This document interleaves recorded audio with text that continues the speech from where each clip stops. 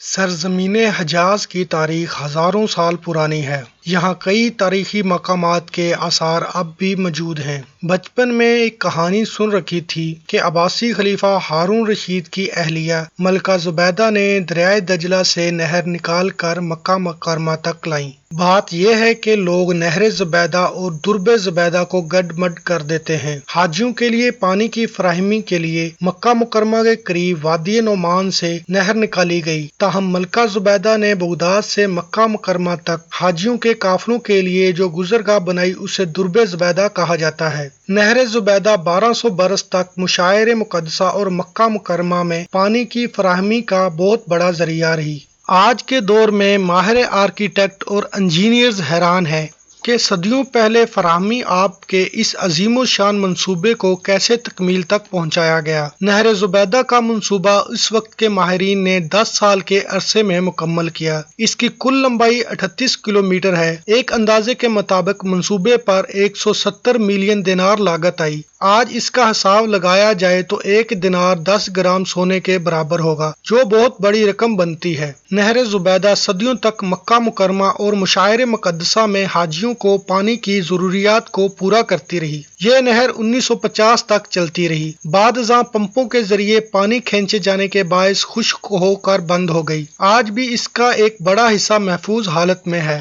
1926 میں سعودی عرب کے شاہ عبدالعزیز نے نہر زبیدہ کی بحالی کے لیے مصری ماہرین کو بلایا۔ انہوں نے 9 جنوری 1927 کو کام مکمل کرنے کے بعد رپورٹ پیش کی، جس میں نہر زبیدہ کی تاریخ، مکہ مکرمہ تک پانی کی فراہمی، نہر کی اصلاح و مرمت اور دیگر معلومات کی تفصیلات موجود تھیں۔ عباسی خلیفہ ہارون رشید کے انتقال کے بعد ملکہ زبیدہ حج کے لیے مکہ مکرمہ میں حاجیوں کے لیے آئیں تو پانی کی قلت کا نوٹس لیا۔ بغداد واپسی پر ماہر انجینئرز اور آرکیٹیکٹ کو بلا کر مکہ مکرمہ میں پانی کا مسئلہ حل کرنے کا حکم دیا۔ ماہرین نے ملکہ کو سروے کے بعد رپورٹ دی کہ نہر کی تعمیر کا کام انتہائی مشکل ہے۔ تاریخ کے حوالوں میں ملکہ زبیدہ کا یہ جملہ مشہور ہے کہ ہر قیمت پر نہر کی تعمیر کی جائے، خواہ ہر گدال کی ضرب پر 1 دینار ہی کیوں نہ دینا پڑے۔ اس وقت کے انجینئرز نے سروے کے بعد وادی نعمان سے میدان عرفات اور پھر مکہ مکرمہ پانی کی فراہمی کا فیصلہ کیا۔ اس وادی میں بارش اور پہاڑوں سے پانی آنے کے باعث زمین میں پانی کا لیول زیادہ تھا۔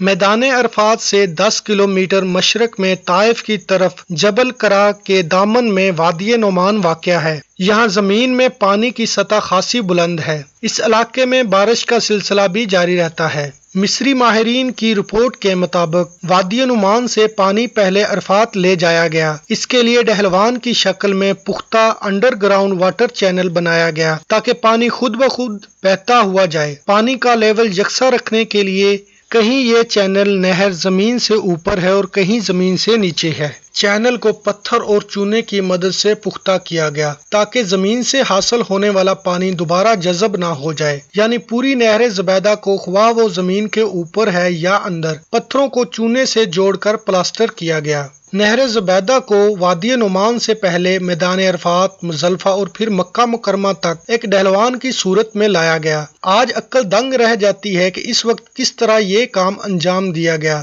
سروے کے بغیر اتنا درست حساب کیسے لگایا گیا؟ نہر اونچے نیچے راستوں سے گھومتی ہے لیکن اس کا لیول برقرار رہتا ہے۔ اس نہر کے ساتھ جبل رحمہ پر ایک سبیل بنائی گئی۔ انجینئرنگ کی یہ خوبصورتی ہے کہ نہر اتنے درست لیول پر تھی کہ سبیل میں پانی خود بھرتا تھا اور اس لیول پر تھا کہ لوگ اسے پی سکتے تھے۔ مزدلفہ میں نہر زبیدہ مسجد الحرام کے قریب کنویں کی شکل میں تھی اور وہاں سے لوگ پانی نکالتے تھے۔ منا کو بھی پانی یہیں سے فراہم کیا جاتا تھا۔ بعد میں نہر پر پمپ لگا کر پانی منا تک پہنچانے کا بندوبست کیا گیا۔ منا میں حوض بنائے گئے۔ ایک اندازے کے مطابق نہر زبیدہ سے 600 سے 800 کیوبک میٹر پانی روزانہ مکہ مکرمہ آتا تھا۔ 1950 تک نہر چلتی رہی۔ آبادی بڑھی تو لوگوں کی پانی کی ضروریات بھی بڑھیں۔ انہوں نے پمپ لگا کر زمین سے پانی نکالنا شروع کیا۔ کئی مقامات پر چینل پر پمپ لگا کر پانی کھینچا گیا۔ اس کے نتیجے میں زمین میں پانی کا لیول گر گیا اور یوں یہ نہر خشک ہو گئی۔ اب وادی نعمان میں بھی پانی کا اتنا زیادہ لیول نہیں رہا۔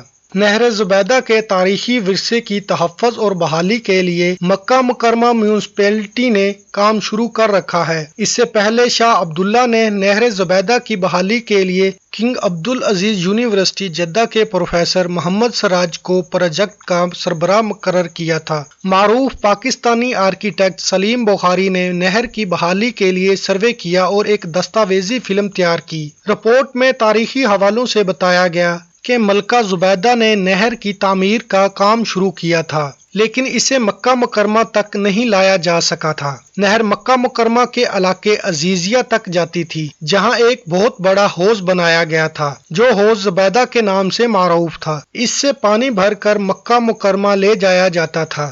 حالیہ سروے میں جو بات سامنے آئی وہ یہ ہے کہ چونکہ اب زیر زمین پانی کا لیول اتنا نہیں رہا کہ عین زبیدہ کو بحال کیا جائے، نہر کے روٹ پر تعمیرات ہو چکی ہیں، کچھ حصہ سڑک کے ساتھ ہے، نہر جگہ جگہ سے کٹ چکی ہے، تاہم مزدلفہ کے قریب ایک بڑا حصہ جو زمین کے اوپر اور بڑی حد تک محفوظ ہے۔ تجویز یہ تھی کہ نہر زبیدہ کو مکمل بحال کرنے کی بجائے اس کے کچھ حصے کو بحال کیا جائے اور ایک وزٹر سینٹر بنایا جائے، وہاں لوگوں کو بتایا جائے کہ نہر زبیدہ کام کس طرح کرتی تھی، تاکہ لوگوں کو اندازہ ہو کہ کتنا پانی تھا اور کیسے آتا تھا۔ مزدلفہ کے قریب نہر زمین سے اوپر ہے، بڑی خوبصورت اور دوارے چین کی طرح لگتی ہے۔ نہر زبیدہ یہاں وادیوں سے گزر کر جاتی ہے۔